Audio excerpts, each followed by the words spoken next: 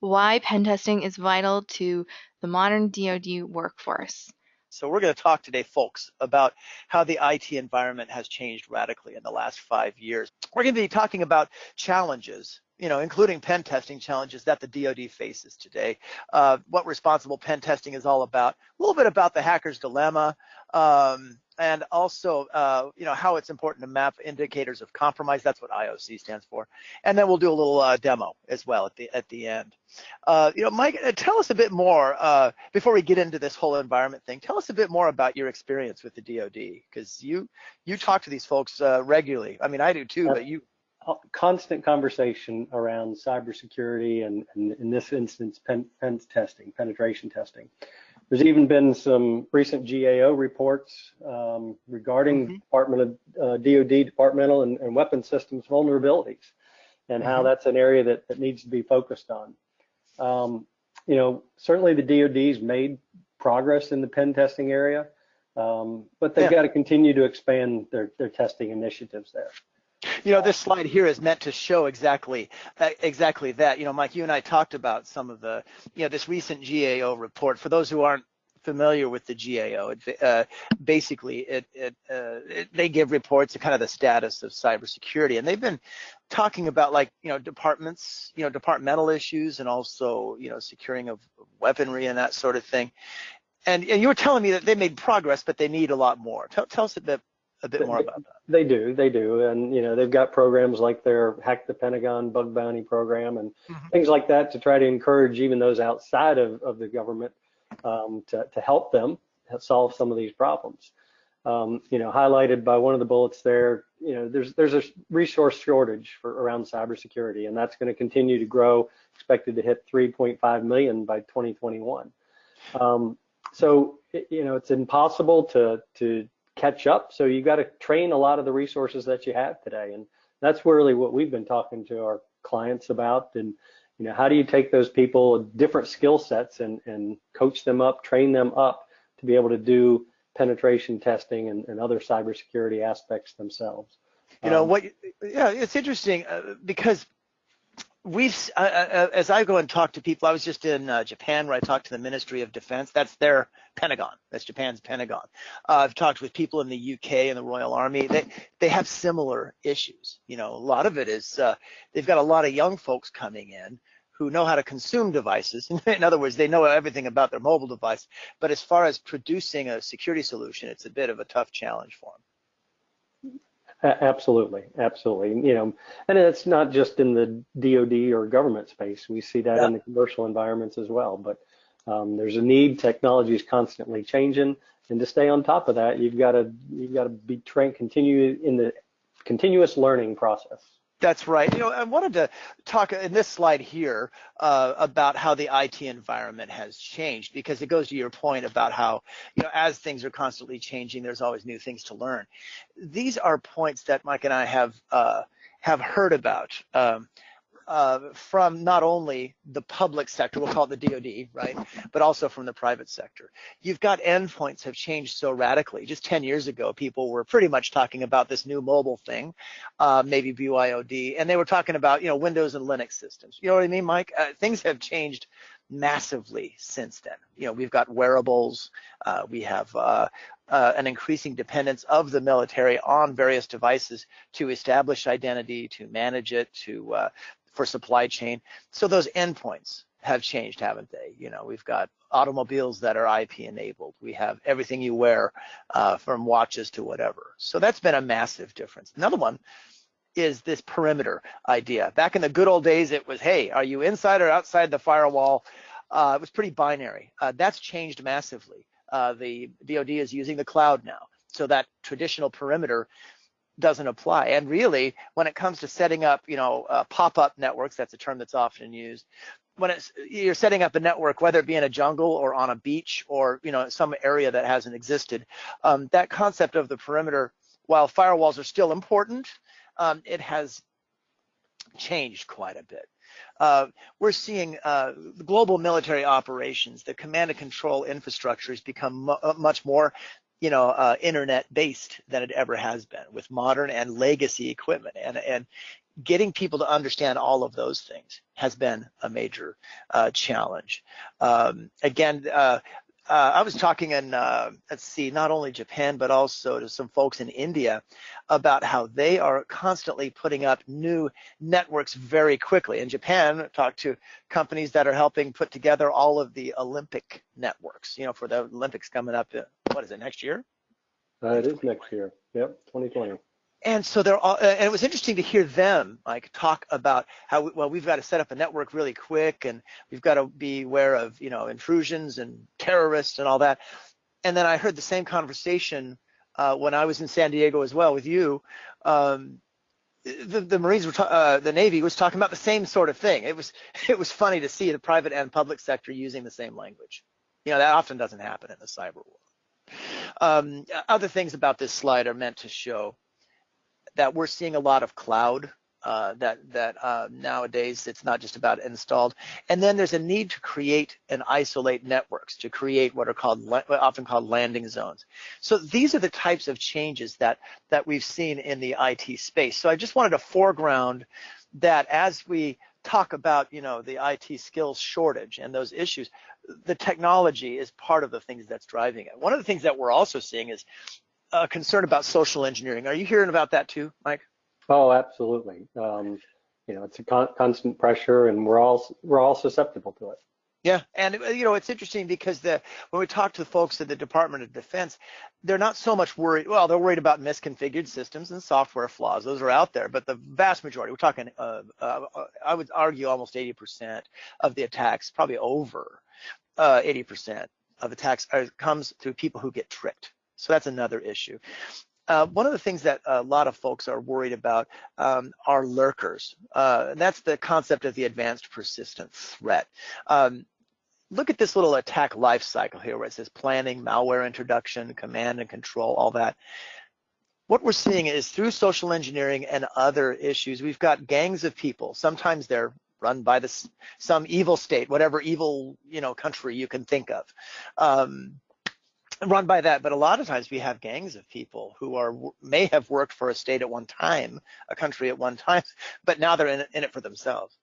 And it used to be that state-sponsored people were the only ones that had the money to do these types of attacks. That's really not the case anymore. And these attacks take place over a period of months and even years. They lurk in systems. That's a major issue that we're seeing. And one of the examples of that is recently there was an alert that came out that said to all of the DoD and all the federal government saying, we really need to be reviewing our domain name system servers. And the reason for that is, folks, is that we think as human beings, we tend to think in terms of names, www.whitehouse.gov, right? Instead of the IP address. Well, computers think in terms of IP addresses. So if hackers are going after people for social engineering, one of the best ways to do that is to attack the systems that make computers available to us in human terms, in name terms. So it was only just last month that this audit was ordered. So that really has to do with a lot of the advanced persistent threats. And Mike, I thought I would show a quick overview of kind of an example. This here is called the Social Engineering Toolkit. I've seen really horrible use of this. When I say horrible, really it's so obvious that these attacks are baked by someone who doesn't know what he or she is doing. But you can do fairly sophisticated attacks using this piece of software. It runs on something called Kali Linux, and you can create emails such as this. I received one of these on my personal email here. Now take a look at this little graphic here. Mike, can you see this here? It says USPS ticket number or whatever. I sure can. Now check this out. Doesn't that look fairly good, fairly legit? Yep. It's got the logo. It's formatted very nicely and all that fun stuff. Now, and of course, I'm always expecting some sort of package at one point or the other. But what I did is, and then I saw this and I'm like, that doesn't seem quite right. But I even hit reply on it, just to see what the email was. And that looks pretty good too. See where it says U.S. Postal Service there? Yes. But then I did a little bit of investigation further. It was a simple, I just clicked on that email without sending anything, hopefully. And notice there's Perrin, whoever that is, MD Press, this is not a legitimate social engineering email.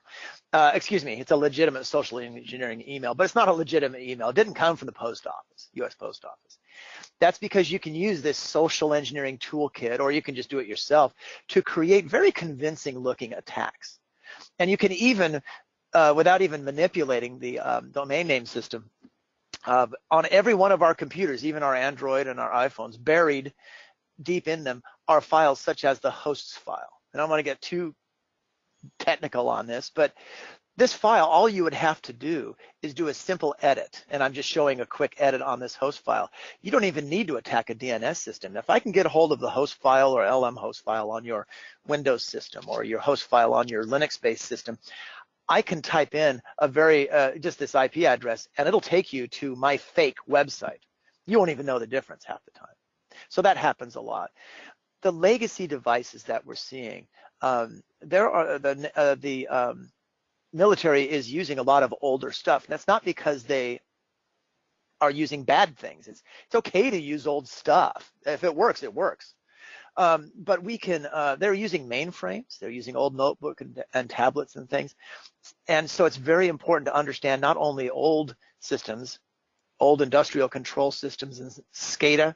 I don't know, Mike, do you say SCADA or SCADA? I say SCADA. I normally say SCADA as well. Okay, so at least we're both right or wrong, huh? And so these are the types of systems that you have to worry about. And again, I already mentioned DNS, but I wanted you to show you some of the major issues that people are worried about. And a lot of talented teams are in the Department of Defense. Some remain. Some are contractors. I've had the pleasure to talk with people at Northrop Grumman, GDIT, General Dynamics, who have really good teams, but a lot of times these teams get broken up, especially internally, because they retire from the Army, the Navy, or whatever, and they go get, they're old people of 35 and they retire. I love that. It's like, oh my gosh, I wish I was so young. But they retire and they go back to work. But the Department of Defense also uses a lot of emerging technology. Drones. Some drones are very old, but some are very new. Robots, augmented reality. In fact, at CompTIA, we had a partner conference this past summer. We had a general talk to us, and he said, the time will be coming quickly when robots will be used militarily, to do things, and that can include killing. That's happening. All right. So there's a lot of modern technology. Well, those drones, those robots, they use computer equipment, and we don't want those computers to get taken over by a worm. We don't want them to get taken over by a bad guy or otherwise bricked even. We don't want any of that. So there's an increasing reliance on tech is what I'm trying to explain, that as people are using older technology that is part of the supply chain, part of the attack devices that we use, and newer technology, there's obviously increased risk. How impact resistant is the average PC is the old question. The new question is how impact resistant, and that impact meaning attack resistant, are newer technologies. Another issue that we're seeing in the Department of Defense is and this is not unique to them, but it's a concern of theirs, is they often need to be very situationally aware. They need to be able to say, okay, there was an event on the network. Well, how do you correlate that? How do you contextualize that?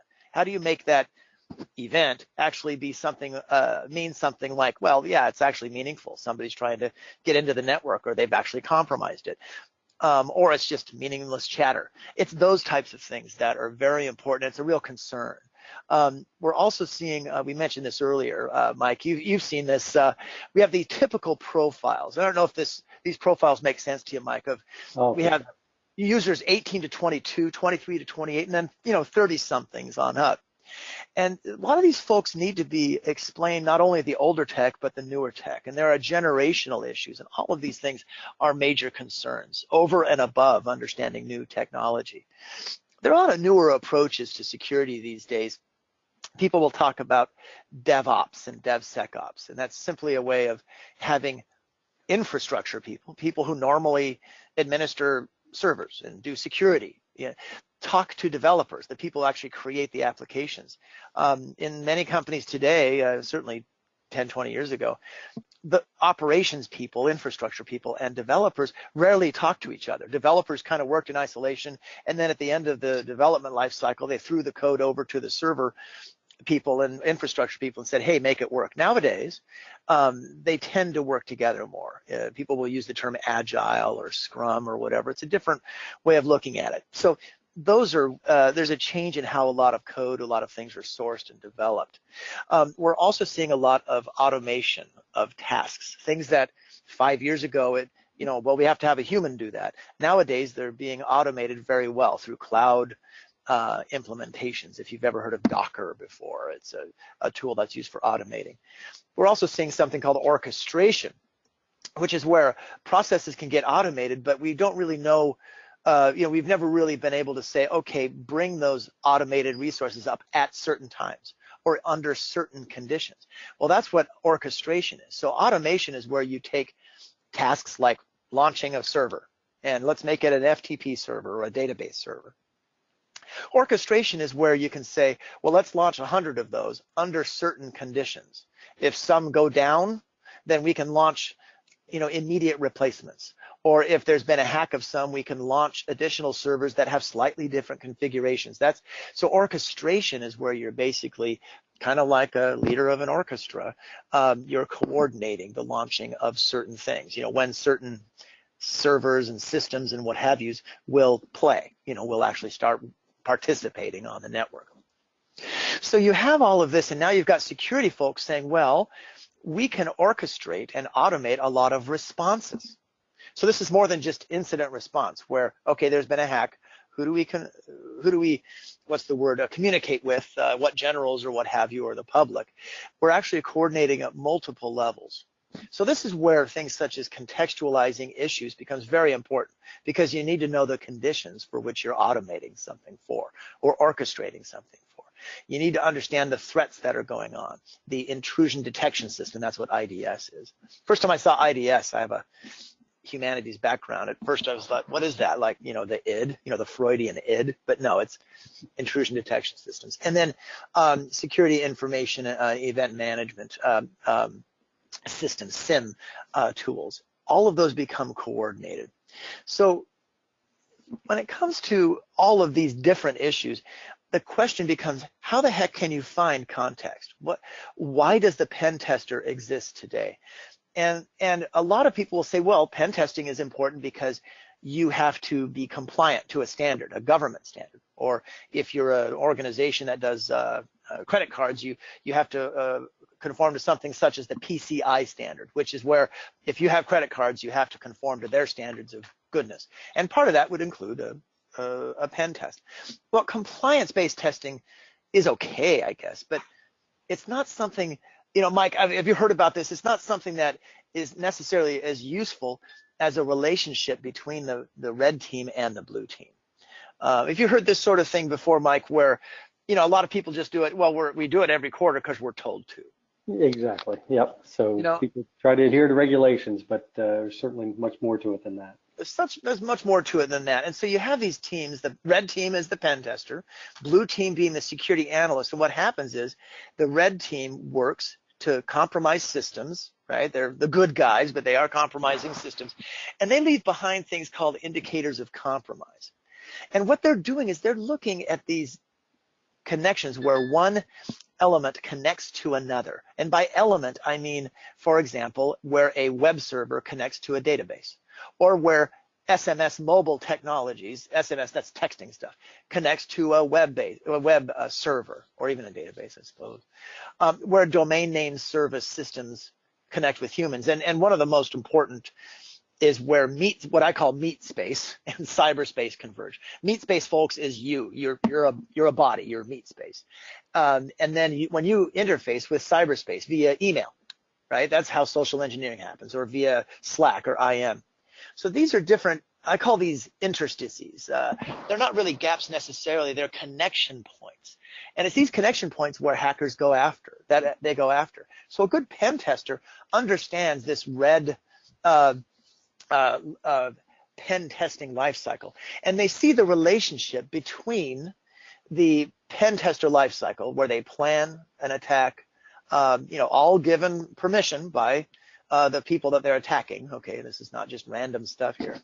They plan an attack, and then they do information gathering. And as they do these things and they investigate attacks, they're following, and see this little green screen here, this little green image? That is where they are basically following the attack lifecycle, where you do network reconnaissance or discovery, where you can get initial penetration and a foothold into a server.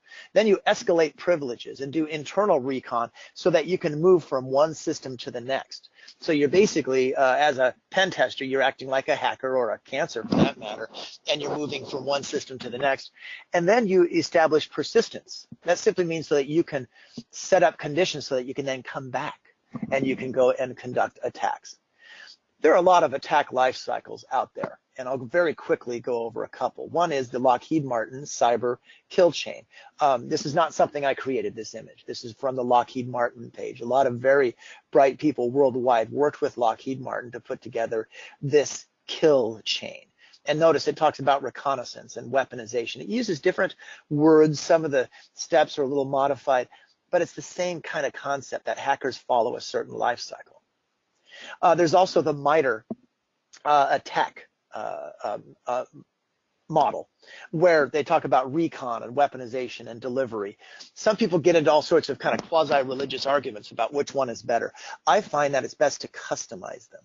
And as you work on these types of life cycles, don't get lost in the tool parade. Map some of these tools, these pen testing tools of discovery, of penetration, of cracking into things, of understanding operating systems to these specific kinds of kill chain steps. So there are all sorts of tools. There's there's open source intelligence, OSINT tools that are open to you. There's Whois. It's been around for decades. You can use that and gain a lot of information for social engineering. There's Shodan and Nmap, and I'll show you a couple of these here as we have time. But one thing that's really important, that's a skill that in talking to people at the Department of Defense and their contractors, is traditionally we've had kind of a concept of the defender's dilemma. And the defender's dilemma, folks, is this. We worry, kind of like how a lineman in a football game, for example, or somebody who works for the TSA, they worry if that one bad guy gets through, then the quarterback is sacked, or if one bad guy gets through, then we have a problem with an airplane or whatever. That's called the defender's dilemma, and we worry about these things a lot. We worry about, if that one person gets through. Let me give you some background that I think is important as we shift our thinking from the defender's dilemma to something called the hacker's dilemma. And it involves this hacker life cycle I was blathering on about here about 3 minutes ago, and something from an old dead French guy named Edmund Lockhart. He came up with something that made the Columbo TV series or any detective show you've ever seen possible. He called it the exchange principle. And it's basically where a perpetrator of a crime, he died in 63 or 64, so I really doubt he thought much about computer crime. He was thinking about physical crime, but it applies. That the perpetrator of a crime always brings something into the crime scene and then leaves something behind. And this is a very important concept because from a cybersecurity perspective, as you're a pen tester, what are you leaving behind? And as you're a blue team person who's analyzing what's left behind, those indicators of attack, indicators of compromise, you're thinking about what's left behind. And this is very important for success. It's very important for our Department of Defense folks to think in those terms, as well as private folks as well, private companies. So you start thinking about your essential resources and, well, what are those compromises that are left behind? What are those footprints or traces? They'll even call them signatures. And I'm using that term in a much more, I think, specific term, a different way than an antivirus signature. But that signature is, comes from all the same places. The reason I'm showing you this particular slide is as you focus on the hacker life cycle, you can start thinking not so much in terms of, oh man, how can we defend against these bad guys? Because that's fear-based and it's less useful than thinking the hacker has to follow a life cycle too. And it's the hacker who actually can make more mistakes than you. So all you have to do is put the right security controls to mitigate the attack lifecycle. This is something I got from a friend of mine. I'm presenting next week with him at RSA, the conference. He works for Target. He was hired at Target to clean up what happened over there back in 2013. He's done very well. He's a VP of security now. I think he started as senior director, so he's done well. And what he did is he immediately went in and said, hey, here's how it works at Target. You have an initial compromise. They establish a foothold on our point of sale systems, our cash registers, and they escalate privileges and they move laterally. You get the idea, and they start messing around with data and stealing credit cards and all that fun stuff. What can we do to detect and respond to those things? What are some of the obvious traces that are left behind? What are some of the less than obvious traces left behind? So you can use any framework you want. My friend Tim decided to use really a customized one. And I think in talking to people in San Diego last couple of weeks ago, it's the customized frameworks that are the most successful. When I was at Augusta at a DoD a cyber show here about a month ago, it was similar. It's customizing these things that's very important.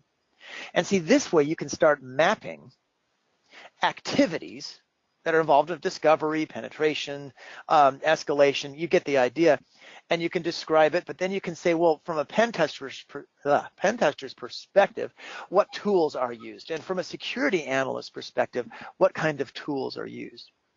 So it's these sorts of things that people are, really interested in learning more about.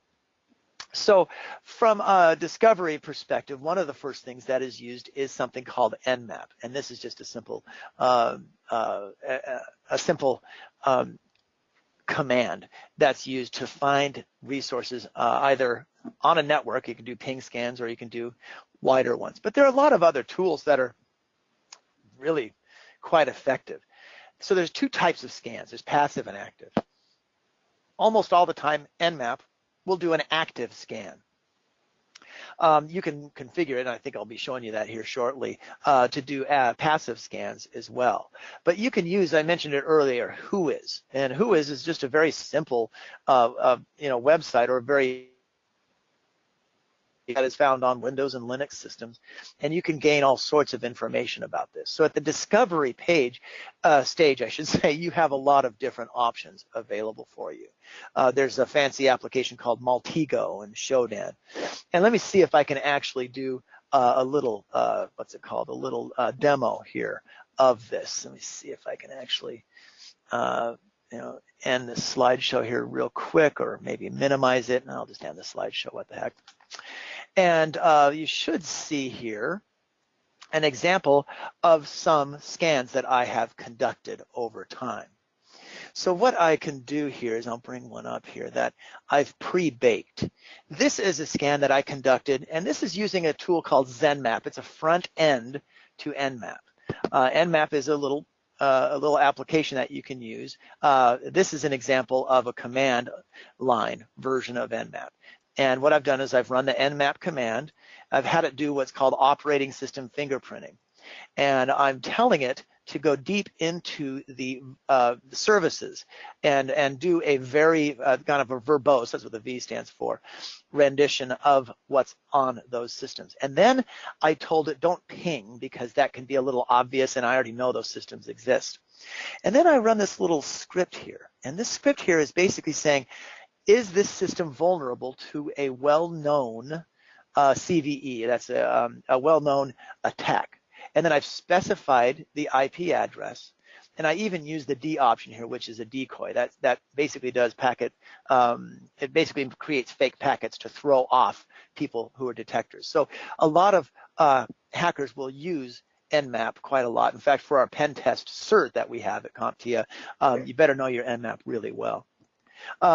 Let me stop just for a second. Mike, when you are talking to people about the different types of skills that are necessary for pen testers, do these types of topics come up, for like network discovery and things like that? Are these the types of things that you're used to hearing about? They do, and they certainly talk about that from the technical aspect, but it's also the approach to it, right? So that's right. Constantly looking at, it's almost like solving a puzzle. Or I remember years ago, I talked to a company, and a lot of their hackers or their pen testers had to be good at breaking locks, right? And those types of things. So it's the technical aspect of it, but it's also the thought process around it. The thought process, and it's interesting you bring up locks, the physical part of it. This particular demo, kind of because it's what we can show, the logical side of things, how to scan a system, for the discovery phase, and then how to break into it. I'll show that in a second. But it's interesting you bring up locks. About 20 years ago, I interviewed with a company, and I sometimes I think I should have taken the job. It was a pretty cool job. This guy was the Prince of Darkness. He could almost, I saw it. He actually looked at a key. He looked at it, and he was able to cut a key and break into a lock. I thought that was really a little frightening, But he sat down and talked with me. In 10 minutes, I learned more than I had learned in days about, or months even, about physical security. So that is a very important thing. Mike, thanks for bringing that up. So, the techniques then. So there's discovery, reconnaissance, same thing. Then there's penetration of it. And here is an example, and I'll issue this command. It's going to take a while for it to run. And so what I'm going to do is show you one that I pre-ran. So here's the same account. And notice I've run it against this system right there with the IP address of .07. Or .7, and what it's done is, notice what it's done. It's looked at these different ports. These are Microsoft ports, and it noticed that there were quite a few things that were open.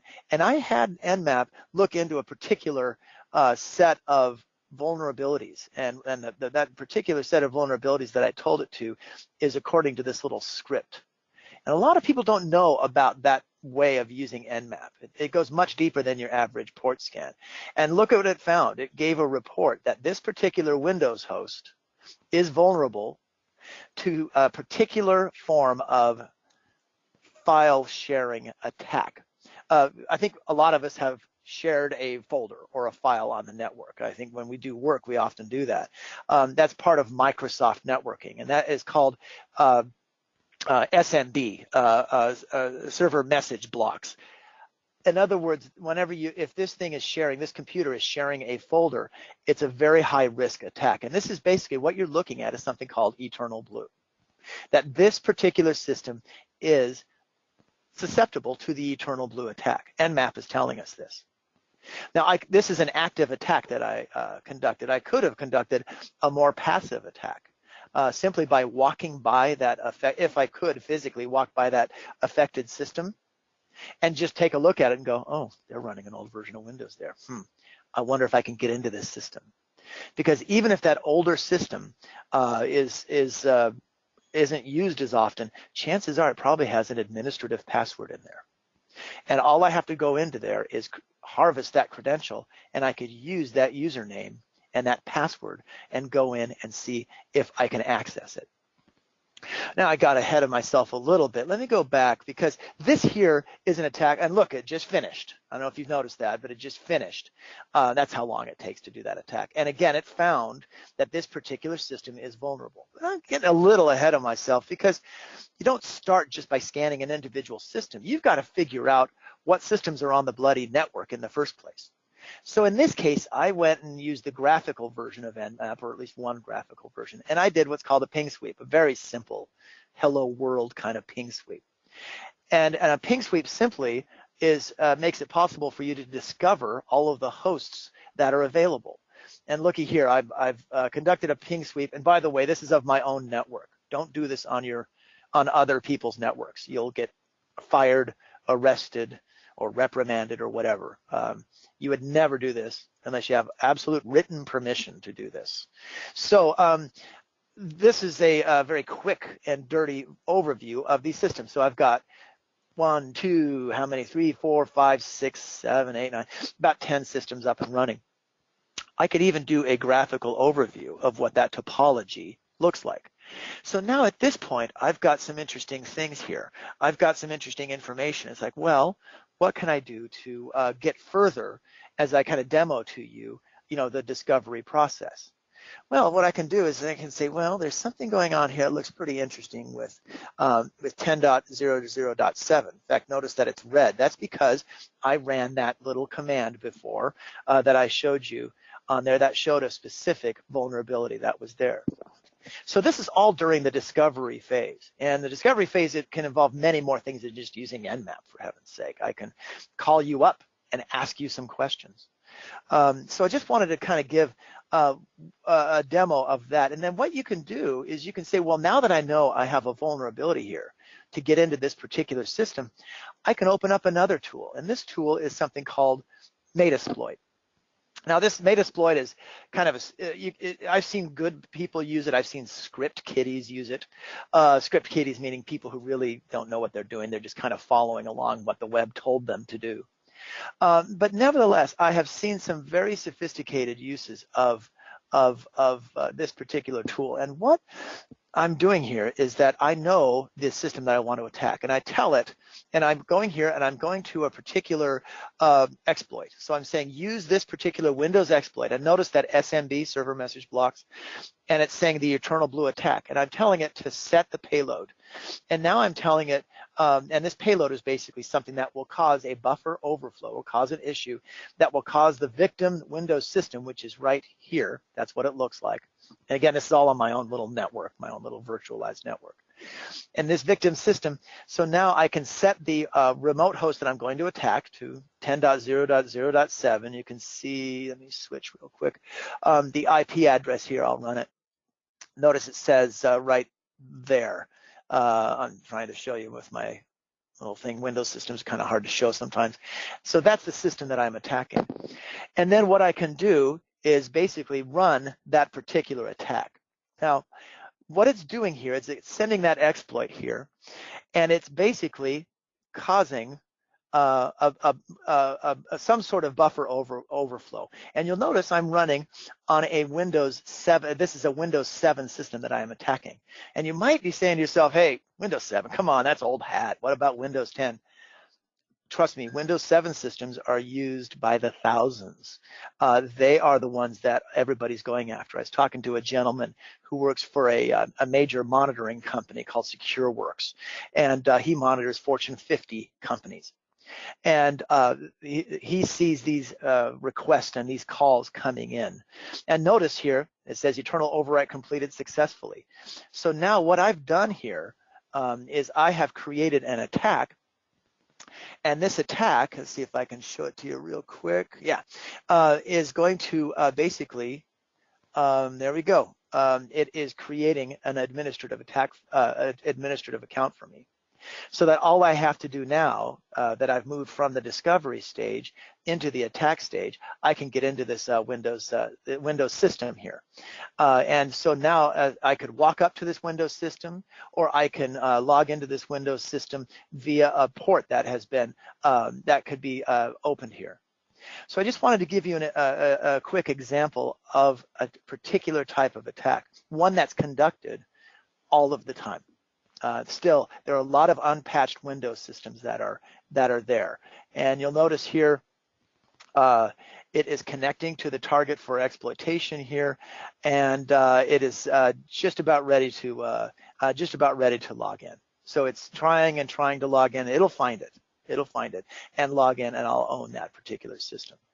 Let me go back to the presentation here, because I think it's important to not just do a tool parade, but also to kind of go over some of the more important steps here, so that they kind of become, more alive to you. So let's see here if I can actually show the right. There we go. I think I'm showing the right thing now. And so I've shown you the discovery step, and also, then we can move on to additional attacks. And this is where Nmap is. And I showed you a couple of very simple ones, and one fairly sophisticated.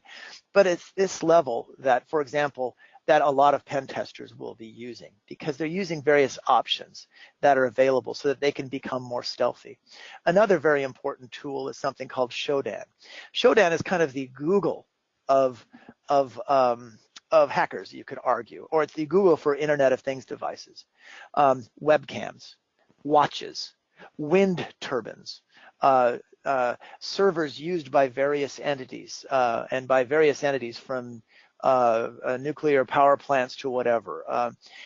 If you can think of a device that has an IP address associated with it, Shodan is a tool that allows you to conduct scans of that. And I'm showing, these are examples of web servers, and you can study these web servers by IP address. You can say, well, which ones have default passwords or what have you, which ones have various vulnerabilities. So these are this is a tool that's widely available. There's Maltego. A lot of people will use Maltego. It is a tool, Java-based tool. It runs on any system you want. I run it on a Kali Linux system. It allows you to do pretty sophisticated investigations of systems. Let me show you here real quick. Let's see if I've got the right. There we go. And this one, just so you know, right here, it looks like it wasn't, it says that it wasn't able to create a session, but that's not the case. If I go back and set run again, it will get it. It fails the first time and then it comes in the second time. So I thought that was interesting. Let me show you here how Maltego works real quick. There we go. This is a scan that I had permission to conduct on a particular network. Notice this eye chart of information. The reason why this is here is all I did is I typed in a particular domain name for CompTIA. And then what I did is I noticed that it immediately found some email addresses. It found web servers. It found the domain name servers. You can investigate each of these systems much more deeply. For example, you can launch what's called a transform. Let's see if I can actually get that there. And I can run this, and it will go deeper into the email server and discover more information about that particular email server and its responsibilities. This is something that's a very effective, I'm going back to Discover here, effective information gathering tool. And so I can go in here and notice there are all the web servers and various emails here. All of this information here I can use to conduct very sophisticated social engineering type campaigns. And so as you right-click on these, you can conduct further scans and find more information to find things about partners, what particular partners are, so that you can imitate those partners and learn more about what they're doing, so that as you imitate those partners to get more information, you can manipulate a network. I'm just giving you an example of different types of tools that hackers use every day for that hacker lifecycle. Going back to the presentation here, and I think I'm going to have to do a little switchy display change here again. Yes, the magic of PowerPoint. All right, and so here we go. Going further along here, because it's all about getting context. Hackers want to get context the same way that legitimate people want to get context. They want visual representation of relationships. Now, I ran Maltego against myself.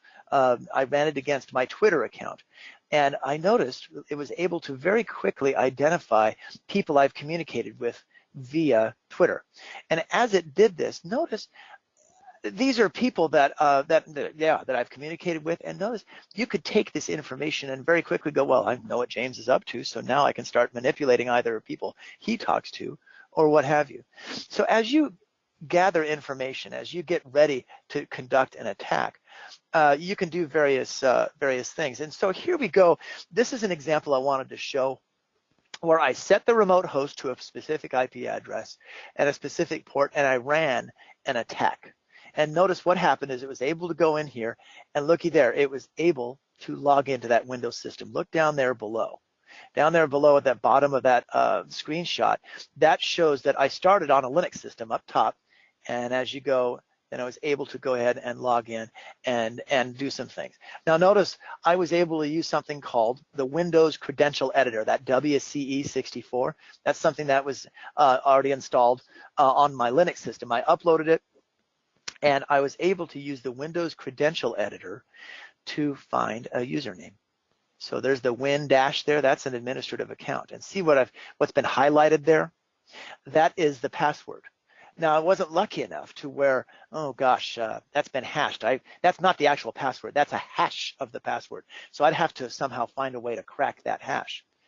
But before I did that, I went in and I said, well, let's go ahead and see what other information I can get. So I dumped the secrets file, and this told me some pretty interesting information. I was able to get some older passwords as well, and it was I went too quickly there. Sorry. It was able to actually decrypt that particular password. Now, this was of a dummy system that I'd created with a very easy password, pwned, right? It's another one of root, hash 123, but just to show you how a particular attack works. Now, hackers often don't succeed the first time. I think you noticed that it took quite a while. It was about, 4 or 5, 6, 7 attempts before I was able to get into that one Windows system. This here is an example of a blue screen of death. Sometimes when you conduct an attack, it'll crash a system. So a lot of times an indicator of attack is a crashed system. Other times it's just, well, it's a Windows system, it failed, just reboot it and you're okay. But you really never know, unless you investigate, the difference between a system crash that is, well, you just got unlucky, or you launched too many applications at the same time, whatever, or you may be, the victim. Somebody might be perpetrating something. So going back to that hash that I was able to discover, there are websites out there called CrackStation. There's a million of them. Some are more effective than others. You can enter the hashes that you download from a victim system and continue to do your credential harvesting, because that's what I'm doing. I'm going in, I've gotten a username, and now I'm grabbing that password, and notice it was able to find the username and the password for that particular hash that I was able to download. So I don't have to necessarily then use that password and log in and walk up to the system. I can make all sorts of additions to that system. I can add a new user if I want, a new admin user. Another thing you can do is you can activate services. This example here is that you're looking at is where you are using the interpreter that's found in the Metasploit. It's one of the Metasploit tools, and I am modifying the registry, the Windows registry, and I'm activating something called remote desktop protocol. And now I can go in, and if remote desktop protocol is used on this particular network, I've established persistence, and I've done it in such a way that is not obvious. You don't want to always be using things like Meterpreter and all these fancy ways to get in, because they're kind of noisy. They kind of show, appear in intrusion detection systems. But if you're able to use a legitimate system, a legitimate server, now it's pretty cool. You can go in and just use the remote desktop protocol and things that systems administrators use every day. And this way, as you've added persistence, I should say, you've established persistence, you can start upgrading attacks and things like that. So Mike, you and I have talk, every day with people who need pen testers and quality pen testers.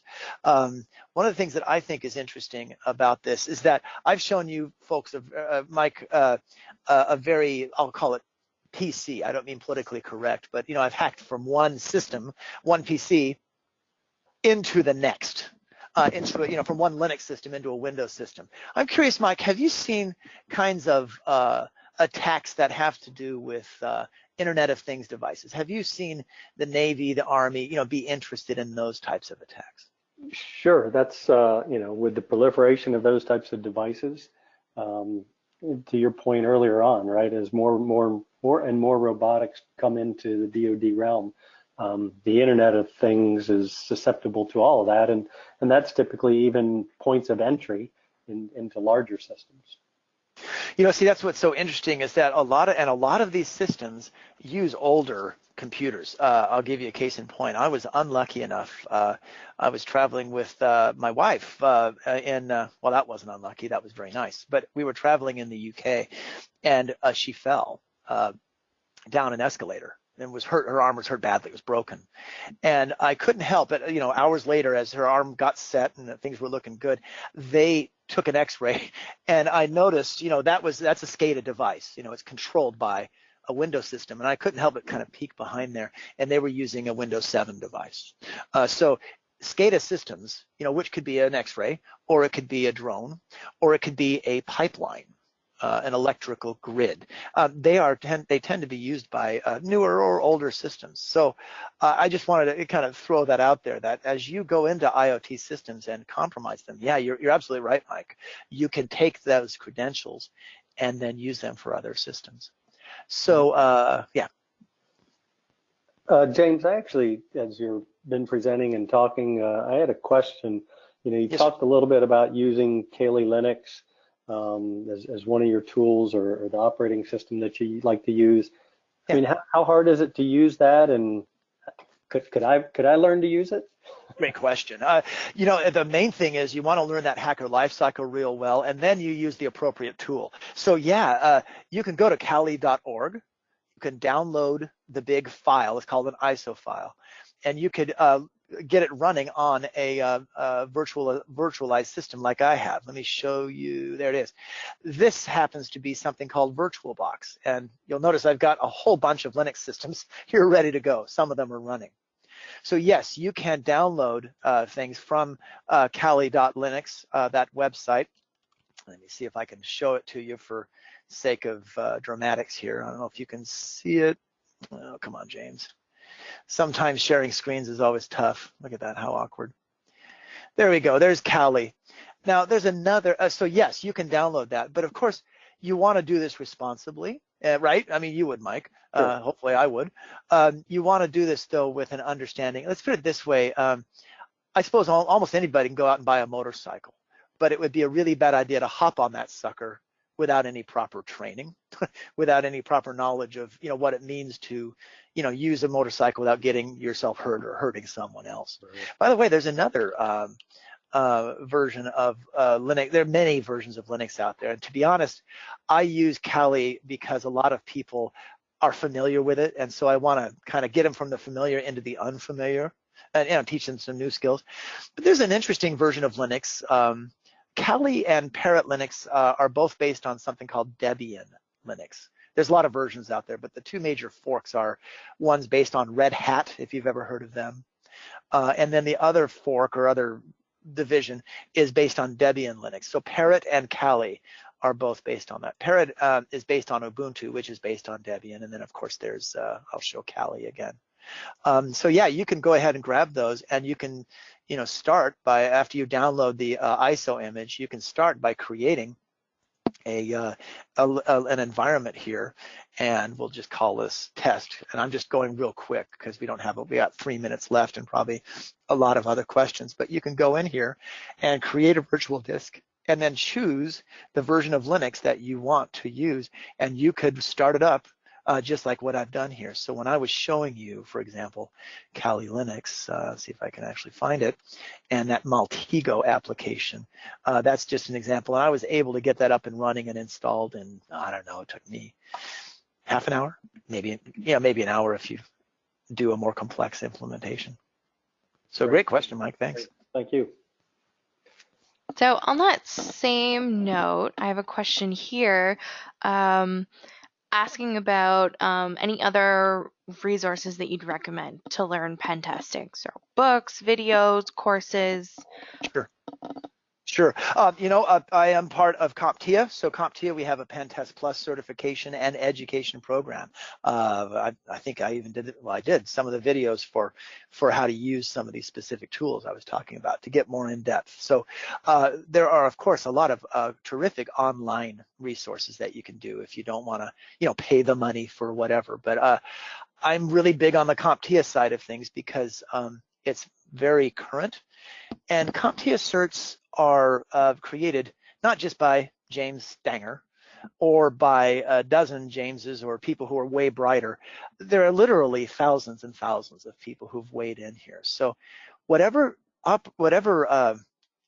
training program you choose, vet it carefully. Ask yourself, does it have the distilled wisdom of thousands of people? Is it current? Is it hands-on? Does it emphasize what I call the second peak of knowledge? And by that, a lot of training programs get people to a certain peak, But then when they go to the workplace, they find that there's a second, much higher peak of knowledge that they should have gotten to.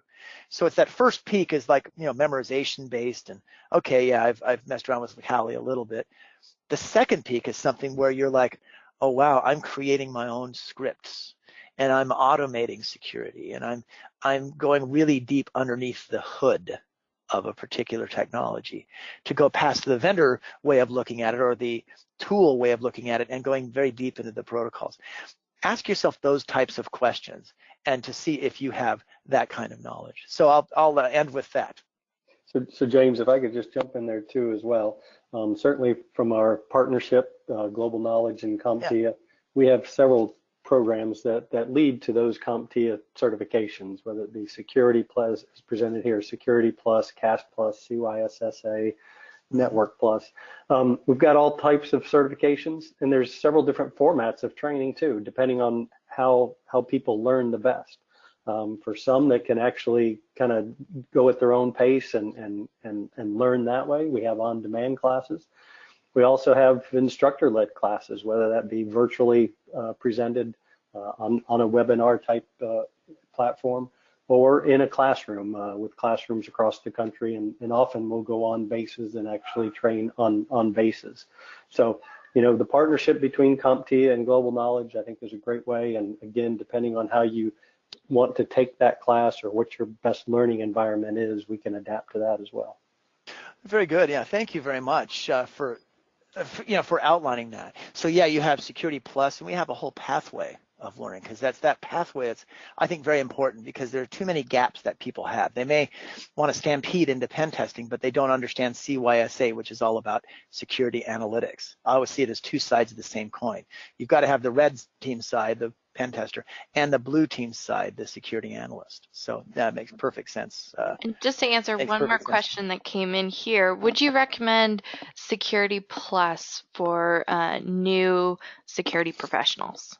Yes, I would very much. The reason why that is so important is because Security Plus is based on specific job roles that are used in the DoD as well as the private sector. And it also gives a very good level set. That way you don't have a lot of those knowledge gaps. And it outlines what gaps you might have so that you can go back and learn them. And then you can, move forward with confidence into, say, pen testing or what have you.